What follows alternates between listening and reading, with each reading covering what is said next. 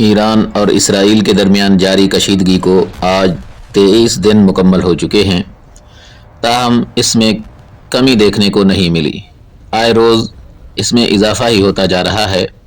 حال ہی میں ٹرمپ نے یہ اعلان کیا ہے کہ ابنائے ہرمز کو اگر 48 گھنٹوں کے اندر نہ کھولا گیا تو ہم ایران پہ حملہ کریں گے، اور اس کے برعکس ایران نے بھی بڑی سختی سے اس کا جواب دیا ہے کہ اگر امریکہ نے یہ غلطی کی تو ہمارا رد عمل سخت ترین ہوگا۔ اب یہ دیکھنا ہوگا کہ اگلے 48 گھنٹوں کے اندر کیا ہوتا ہے۔ یہ اگلے 48 گھنٹے انتہائی اہم ہیں۔ ابنائے ہرمز ایک ایسی راہ گزر ہے جہاں سے تمام ممالک کے بحری جہاز گزرتے ہیں۔ تاہم اسرائیل اور ایران کے درمیان جب یہ کشیدگی بڑھی تو ایران نے ابنائے ہرمز کو بند کر دیا تھا، لیکن ابنائے ہرمز ان ممالک کے لیے اب بھی کھلا ہے۔ ایران کی طرف سے یہ اعلان بھی کیا گیا ہے کہ جو ممالک اسرائیل اور امریکہ کے اتحادی نہیں ہیں اور جو اتحادی ہیں ان کے لیے ابنائے ہرمز بند رہے گا۔